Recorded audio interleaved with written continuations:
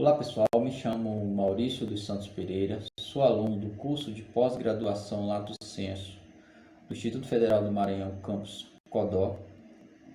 Neste momento irei realizar uma apresentação acerca das necessidades formativas dos professores de ciências e matemática. O nosso objeto de estudo aqui é o livro Formação de Professores de Ciências, Tendências e Inovações, de autoria de Ana Maria Pessoa de Carvalho e Daniel Gil Pérez. Bem, o que esse livro nos proporciona? Ele traz a necessidade de um debate profundo acerca da formação dos professores no ensino de ciência. E esse debate tenta romper a visão simplista sobre o ensino de ciências. E esse rompimento passa necessariamente pela substituição do senso comum por conhecimento científico.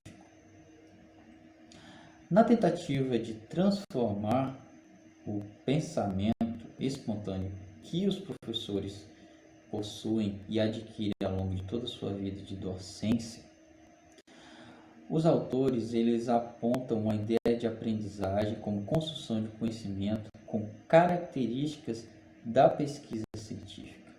E essas características vão desde conhecer a matéria, e aqui conhecer a matéria não é um conhecimento superficial, mas sim um conhecimento amplo, até a utilização da pesquisa e inovação como instrumento de construção e de aquisição do conhecimento.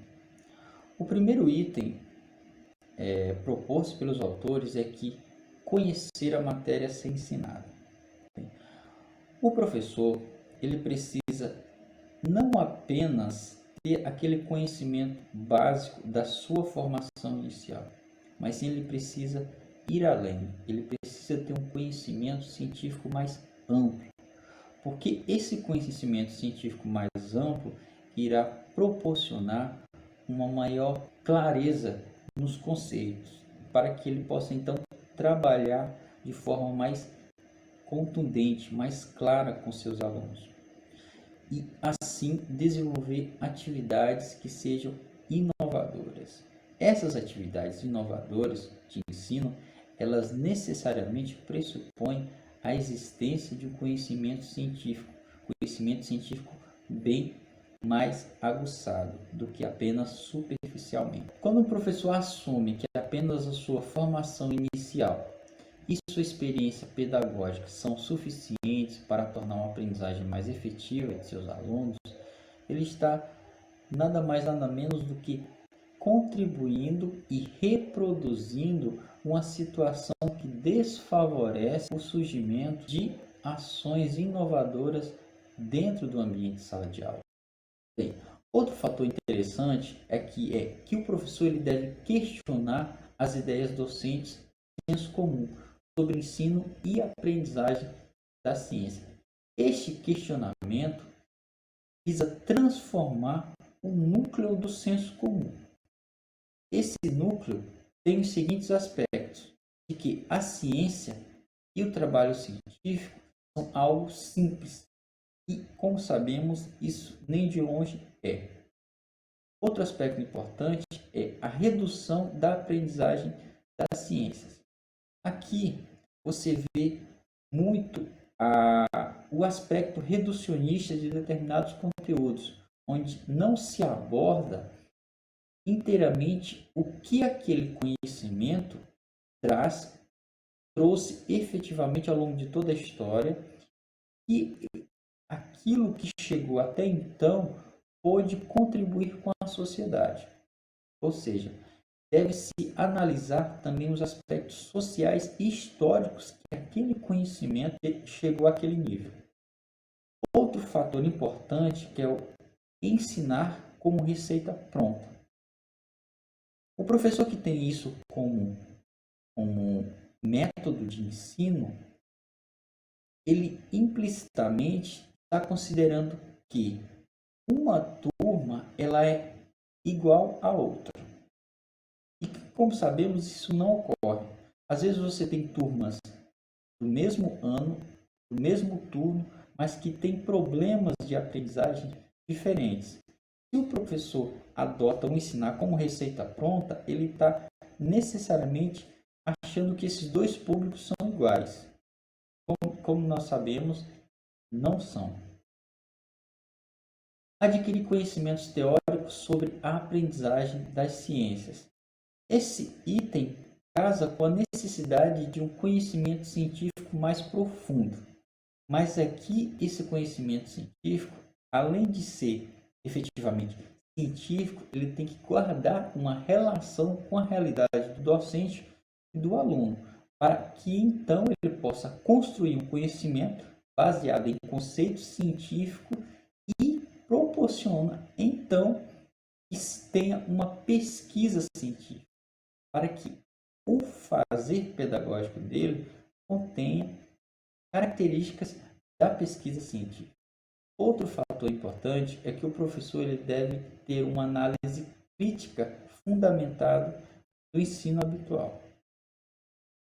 O ensino habitual, o ensino tradicional, ele é rejeitado pelos professores ali já na formação inicial, se tem na faculdade ou em cursos de formação continuada. Mas, por outro lado, embora essa rejeição exista, mas ainda temos um emprego do ensino tradicional em nossas escolas. A crítica fundamentada no ensino habitual diz que o professor ele precisa conhecer as limitações das formas de organização escolar habituais, muito distantes, que podem favorecer um trabalho de pesquisa coletivo. Ele deve conhecer as limitações dos habituais currículos enciclopédicos, ao mesmo tempo reducionistas, deixando de lado os aspectos históricos e sociais. Conhecer e ter em conta que a construção do conhecimento precisa de um tempo. Bem, precisa conhecer as limitações dos problemas habitualmente propostos, simples exercícios repetitivos. Outro ponto importante é que saber preparar as atividades capazes de gerar uma aprendizagem efetiva. Deve-se conceber o currículo não como um conjunto de conhecimentos e habilidades, mas como um programa de atividades através dos quais esses conhecimentos e habilidades possam ser construídos e adquiridos. Os programas de atividades devem ajustar as seguintes estratégias: a identificação das ideias dos alunos e colocar em questões as referidas ideias mediante contra-exemplo. Propor situações problemáticas que sejam acessíveis, gerem interesse e proporcionem uma concepção preliminar da tarefa. Propor aos estudantes um estudo qualitativo das situações problemáticas propostas e a tomada de decisões para estabelecer problemas precisos. E a utilização de novas ideias em diversos contextos. Outro fator importante é o saber dirigir o trabalho do aluno. O professor ele deve deixar de ser um simples transmissor de conhecimento para se transformarem em orientadores das atividades dos alunos. Para isso, o professor ele deve apresentar adequadamente as atividades a serem realizadas, tornando possível os alunos a aquisição de uma concepção global da tarefa e o interesse pela mesma. Saber dirigir de forma ordenada as atividades de aprendizagem, realizar uma síntese e a formulações que valorizem as contribuições que os alunos e orientem devidamente o desenvolvimento da tarefa, criar um bom clima de funcionamento da aula, sabendo que uma boa disciplina é o resultado de um trabalho interessante e de um relacionamento correto entre o professor e os alunos, marcado aqui pela cordialidade.